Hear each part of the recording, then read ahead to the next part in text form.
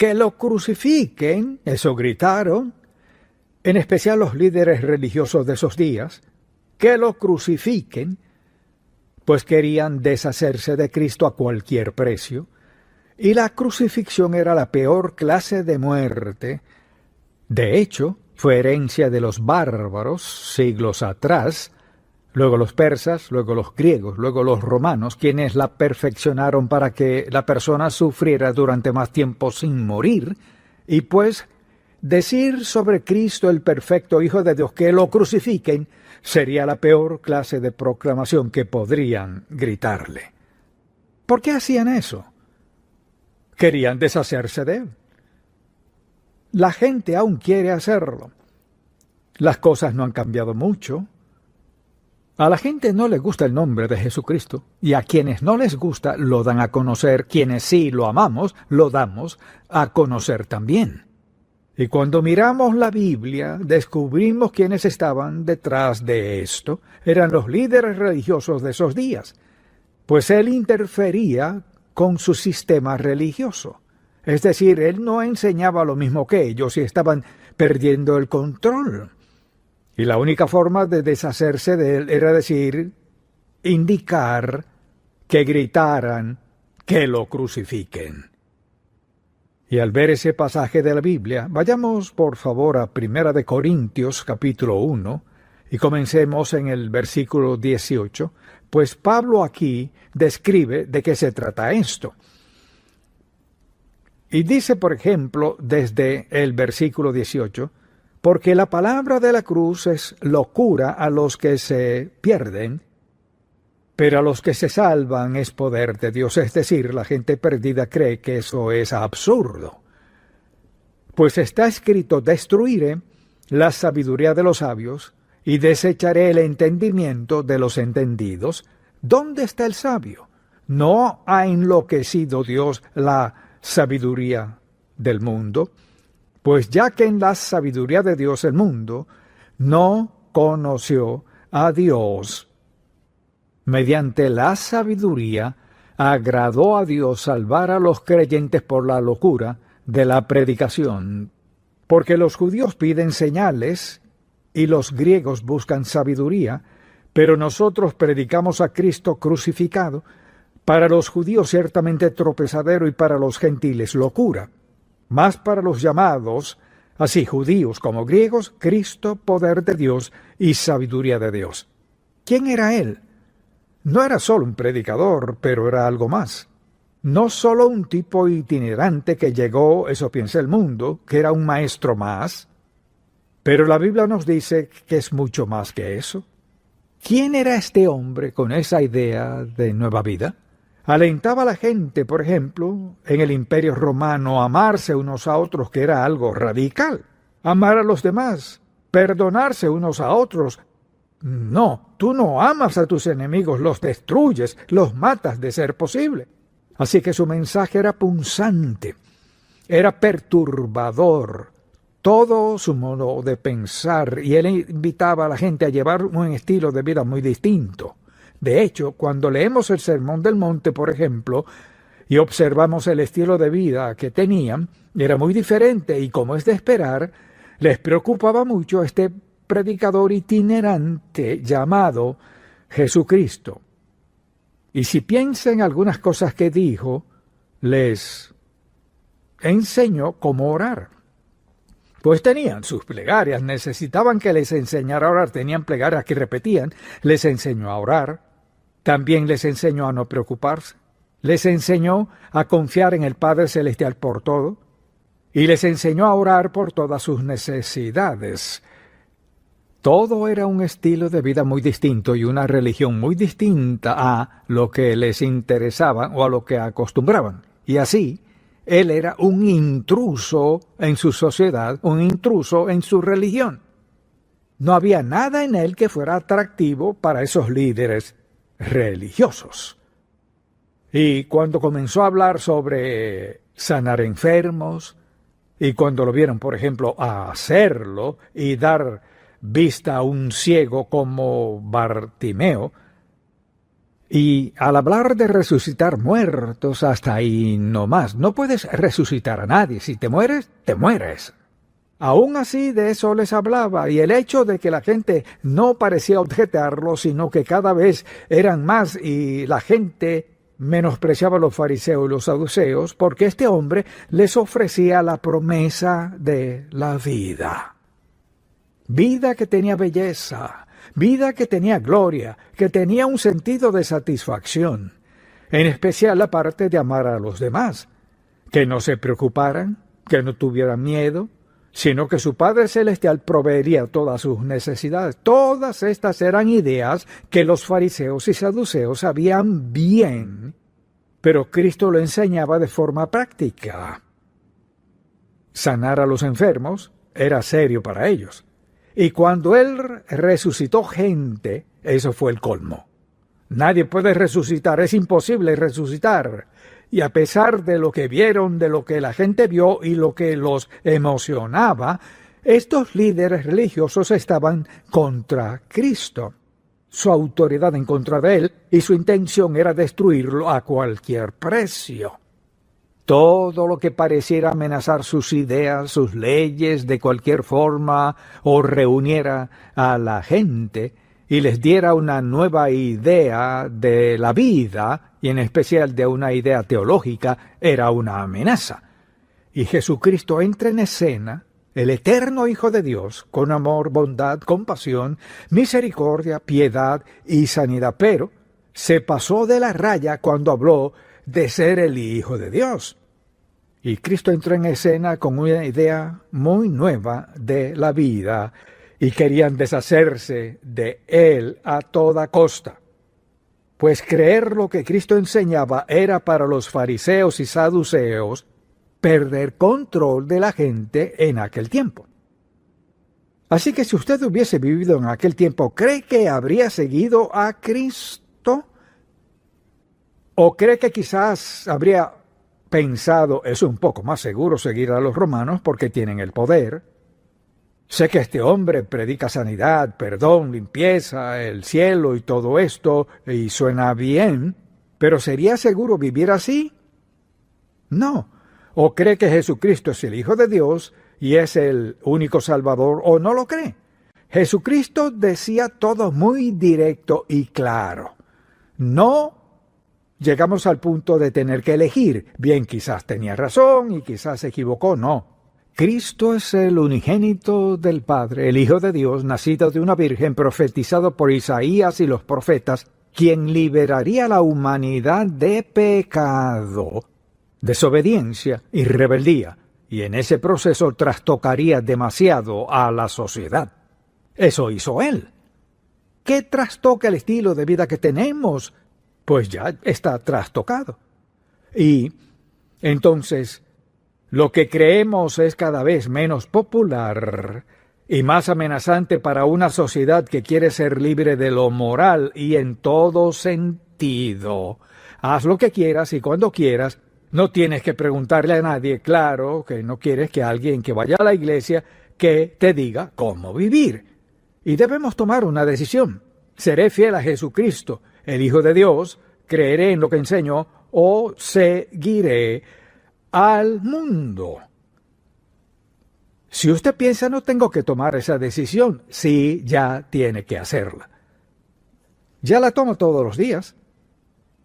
Si ve la televisión, escucha a sus colegas de trabajo o algunos amigos, o gente desconocida, quienes sean, hay mucha presión de quitar de la sociedad todo sobre Cristo, lo recto, lo que sea de esa índole. Y pues al ver la vida de Jesús, lo que en verdad pasó en la cruz, debería ser que estemos mucho más decididos a llevar una vida consagrada. Jesucristo era el unigénito Hijo de Dios, profetizado por los profetas que vendría como Salvador. Todo lo que enseñó era sumamente esencial. Pero lo más importante que Cristo hizo, ¿qué cree que fue? Lo más importante que hizo fue morir como aquel que llevó el pecado del mundo, el Salvador, el Señor Jesucristo. Vino al mundo con el propósito principal de morir por nuestros pecados y cuanto más lo obedezcamos, lo adoremos, alabemos, le seamos fieles, más incómodos estarán quienes nos rodean. Porque el mundo se inclina a hacer lo que quieren hacer, como quieren hacerlo, y no les gusta que nadie les diga qué hacer. Y así, al hablar de la muerte de Jesucristo, si no captamos ese punto, no entendemos nada. No solo murió como un predicador o un sanador o como alguien con nuevas ideas, su muerte fue sustitutiva. Esa palabra es la esencia de todo lo que creemos sobre la muerte expiatoria de Cristo, o sea, sustituir algo es que algo toma su lugar, y cuando Cristo vino, murió como sustituto de todos para que no muramos en nuestro pecado. Esa es la esencia y el núcleo del mensaje del Evangelio, que Jesucristo, el perfecto Hijo de Dios, vino al mundo con el propósito principal de dar su vida, pues su vida era divina, la única que podía ser sustituta. No podíamos ser nosotros, era sustituta. ¿Por qué? Porque nació de una virgen, era Dios hecho carne, era el Hijo de Dios, y por ejemplo cuando fue bautizado, fue anunciado como Hijo de Dios. En el monte de la transfiguración fue anunciado frente a quienes estaban con él como el Hijo de Dios. El hecho de que era el Hijo de Dios que vino a ser sustituto de nuestro pecado lo hacía distinto a todos los demás. Cristo era el perfecto Hijo de Dios, el único sustituto necesario para cargar con el pecado no de algunos, sino el de todo el mundo. Piensa en esto. Debía ser diferente para que Dios dijera: pondré el pecado de la humanidad sobre él, crucificado como pago del pecado del mundo. Ese es Cristo. De eso se trata todo. Sobre la muerte de Cristo, quien tomó nuestra deuda de pecado sobre sí y que fuéramos aceptados por Dios. Pues Cristo vino para que tuviéramos vida y vida en abundancia. Y si quiere ir al cielo, solo hay un camino. Y el mundo odia eso. Mas Cristo dijo: yo soy el camino, la verdad y la vida, y lo dejó muy claro: nadie viene al Padre sino por mí. O lo cree o no lo cree. Si no lo cree, no cree la palabra de Dios. Si lo cree, ¿sabe por qué lo cree? Porque solo Jesucristo, el perfecto Hijo de Dios, es el único sacrificio aceptable, porque es el único sacrificio sin pecado que existió. Y cuando alguien le pregunta: ¿eres cristiano? Sí. Lo miran y piensas: pues si tienes esta experiencia de salvación, soy tan bueno como tú. Vas a la iglesia, yo también, te bautizaron, a mí también. ¿Tú crees sobre Cristo? Yo creo sobre Cristo. No. No creemos sobre Cristo, creemos en Cristo al grado que nos sometemos a Él como nuestro Salvador, Señor y amo, nuestro Dios. Y nuestra esperanza del cielo, donde el trauma es cada día peor. Pues cuanto más santo sea el pueblo de Dios, más inaceptable se vuelve. Somos más fieles a la palabra de Dios al decir que Jesucristo es el único camino. Entonces, cuando sus nietos o quizás sus hijos vengan y le hablen de lo que están aprendiendo y el hecho de que no quieren ser de mente cerrada porque lo hace un poco más difícil, usted no, mire, si alguien le dice que tiene la mente cerrada, dígale: yo soy cerrado, solo creo lo que Dios dijo. Punto. Fin de la historia. Pues, ¿qué dijo Dios? Bueno, me alegra que me pregunte, porque quería que me preguntara. Pues, ¿qué? ¿Qué dice Dios? Dios dice: enviado a mi Hijo unigénito al mundo, para que todo aquel que en él cree tenga vida eterna. Quienes no creen, la ira de Dios vendrá sobre ellos. Sé que no les gusta eso, lo siento, pero ese es el problema. Cristo fue muy claro: yo soy el camino y la verdad y la vida, nadie viene al Padre sino por mí. O Jesucristo era un mentiroso o es el Hijo de Dios, delante del cual un día estaremos. Y cuando leemos la Biblia y buscamos Romanos capítulo 5, por ejemplo, le invito a acompañarme, es un pasaje maravilloso. Veamos el capítulo 5. La Biblia dice en el versículo 6, porque Cristo, escuche esto, eso dijo Pablo, porque Cristo, cuando aún éramos débiles, a su tiempo, el tiempo de Dios, murió por los impíos.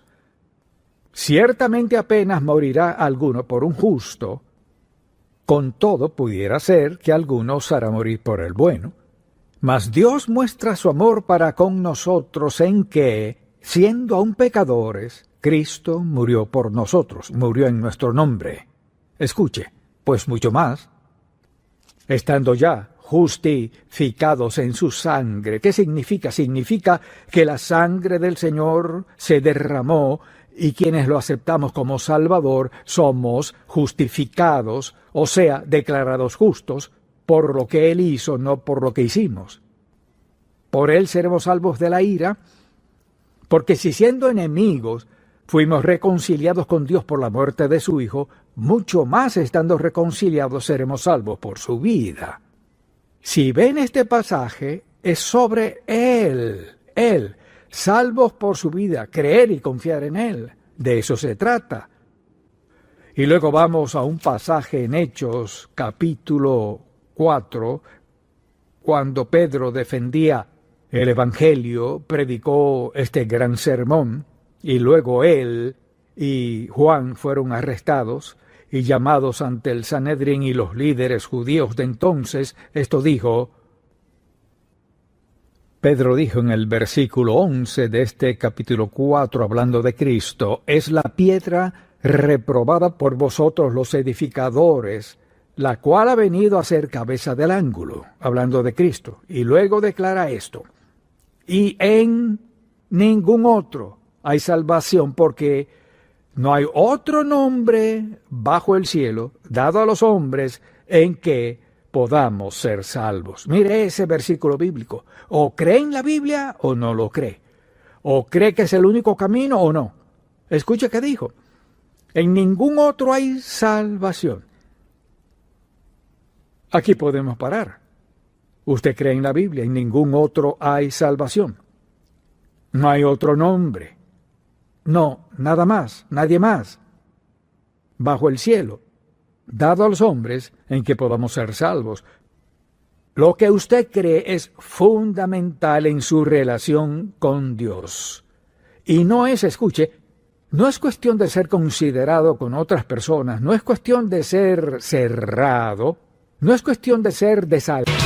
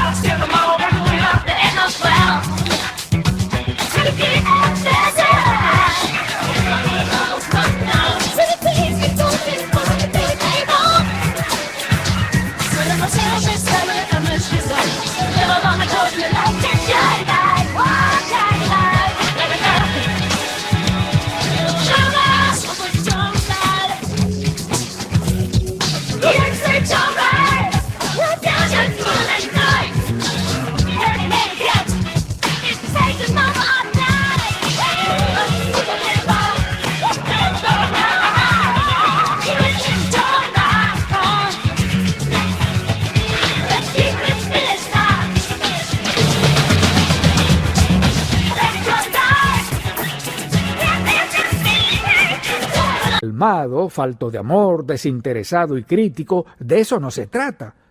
Es sobre sí, creo lo que dijo Dios. Y al leer estos versículos, donde Pedro y Juan defendían el Evangelio, escuche lo que dijo. Y esto fue ante el Sanedrín y toda la gente que se preparaba para seguirlo. En ningún otro hay salvación, porque no hay otro nombre bajo el cielo dado a los hombres en que podamos ser salvos. No hay otro nombre. Ahora, le dirán a usted, eso es ser cerrado de mente. Sí, es correcto. Dios es cerrado de mente. Es tan cerrado que envió a una persona, un hombre, nacido de una virgen, el Hijo de Dios, quien estaba con el Padre antes de la creación. Envió a un hombre llamado Jesús, y no hay nadie más, no hay otro nombre bajo el cielo dado a los hombres en que podamos ser salvos. ¿O lo qué? ¿O no? Y no debemos avergonzarnos del testimonio del Evangelio de Cristo. Ahora piense en esto. Piénselo. ¿Deja Dios claro en su palabra cómo ser salvos? Y la respuesta es sí. Deja claro en su palabra que quienes están dispuestos a confiar en Él como su Salvador serán salvos, así es. La pregunta es, ¿creeré lo que Dios dijo o no? Así que le preguntaría esto a cualquiera, si no cree en lo que dice la Biblia, ¿en qué va a creer? Es decir, ¿en dónde pondrá su fe si no es en la palabra de Dios? Si hay algo aparte de esto, ¿en qué va a creer? Pero cuando se trata de la eternidad, no hay más. Así que debe preguntarse, ¿le creo a la palabra de Dios o no le creo? Y segundo, ¿acaso lo creo con toda firmeza y tengo la valentía de decirle a la gente con quien vivo, trabajo o me topo en la calle cuando lo dudan? ¿Tiene usted el valor de decir, cuando le preguntan, ¿crees que Cristo es el único camino? Contésteles, lo dice la Biblia. Bueno, ¿y crees todo lo que dice la Biblia? Claro que sí. Y luego dígales, ¿en qué cree usted? Es decir, no hay ninguna razón para ceder, no hay ninguna razón para avergonzarse, no hay ninguna razón para tener miedo de defender la verdad de la palabra de Dios. No hay razón. Cristo dijo, porque de tal manera amó Dios al mundo, que ha dado a su Hijo unigénito hablando de sí mismo, para que todo aquel que en Él crea, o sea, que cree que Él es el Hijo de Dios, cree que su muerte en la cruz expió el pecado, cree que al entregar su vida a Él perdonará sus pecados, lo anotará en el libro de la vida y que un día lo llevará al cielo. Es algo ya establecido por Dios al aceptar a su Hijo como su Salvador. Amén. Lo podemos gritar hasta que Él venga con plena confianza de que Él es el camino, la verdad y la vida. Y le digo hoy que si aún no lo ha aceptado como su Salvador, este es el momento perfecto. ¿Ha escuchado el mensaje sencillo del Evangelio? ¿Alguna vez le ha dicho esto a Dios Padre? He pecado contra ti. Sé que así es, no soy digno de ser salvo, pero hoy te pido que perdones mi pecado, no con base en mi conducta renovada, no con base en lo que voy a hacer, no con base en estas cosas, te pido que me perdones mi pecado con base en que he aceptado que Jesucristo, el Hijo de Dios, tu Hijo, fue a la cruz, dio su sangre por mis pecados y confío que me perdones mis pecados con base en la sangre de el que invocara el nombre del Señor será salvo. Esa es la base. ¿Será salvo? Claro. Si sigue cualquier otro camino y basa su expiación, su salvación en cualquier otra razón, no en lo que Cristo hizo en la cruz, es inaceptable. Dios sabe qué está bien, sabe qué está mal y qué es verdad. Y sabe cómo ser santos de nosotros pecadores. Nunca seremos perfectos. En ninguna parte de la Biblia dice que debe ser perfecto para ser salvo. Vea a los personajes bíblicos, hasta los discípulos. Pedro nunca fue perfecto. No, ninguno afirmó ser perfecto. Afirmaron ser ejemplos de la gracia, misericordia y amor de Dios. Piensa en esto. Tenemos el más grande mensaje que el mundo escuchará. Que tenemos un Padre en el cielo.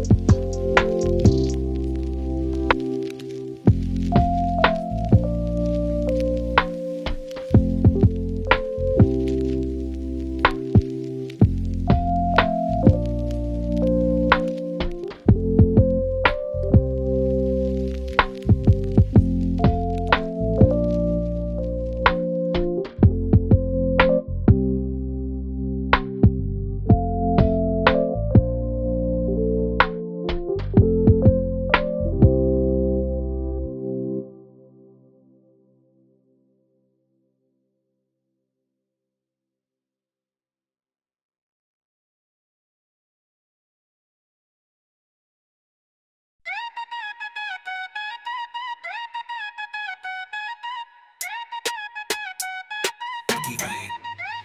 ਸਾਡੀ ਔਕਾਤ ਦੁਨੀਆ ਤੋਂ ਵੱਖਰੀ, ਦਿਲ ਵਿੱਚ ਦਮ ਤੇ ਅੱਖਾਂ ਵਿੱਚ ਸ਼ਕਤੀ।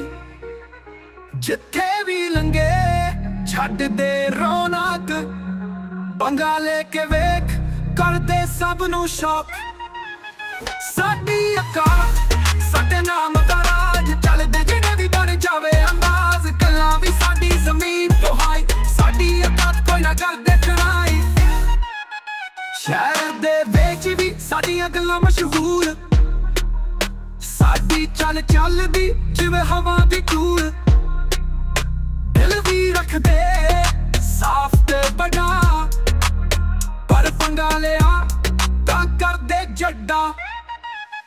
ਸਾਡੀ ਔਕਾਤ ਸਾਡੇ ਨਾਮ ਦਾ ਰਾਜ, ਚੱਲਦੇ ਜਿਹੜੇ ਵੀ ਬਣ ਜਾਵੇ ਅੰਦਾਜ਼। ਗੱਲਾਂ ਵੀ ਸਾਡੀ ਜ਼ਮੀਨ ਤੋਂ ਹਾਈ, ਸਾਡੀ ਔਕਾਤ ਕੋਈ ਨਾ ਕਰਦੇ ਟਰਾਈ।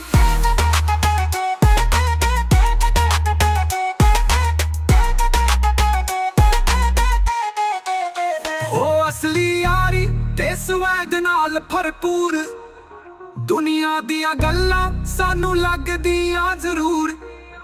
ਜਿੱਥੋਂ ਵੀ ਗੁਜ਼ਰੀਏ ਬਣ ਜਾਵੇ ਬਾਤ, ਸਾਡੀ ਔਕਾਤ ਦੁਨੀਆ ਵੀ ਕਰਦੇ ਸਲਾਮ। ਸਾਡੀ ਔਕਾਤ ਜਿਵੇਂ ਸੂਰਜ ਦੀ ਰੋਸ਼ਨੀ, ਦਿਲ ਵਿੱਚ ਜਜ਼ਬਾਤ ਤੇ ਦੁਨੀਆ ਦੀ ਖੁਸ਼ੀ। ਗੱਲਾਂ ਵੀ ਬਣੀਆਂ ਤੇ ਸਟਾਈਲ ਵੀ ਅਲੱਗ, ਸਾਡੀ ਔਕਾਤ ਦੁਨੀਆ ਵੀ ਕਰਦੇ ਨਜ਼ਦੀਕ।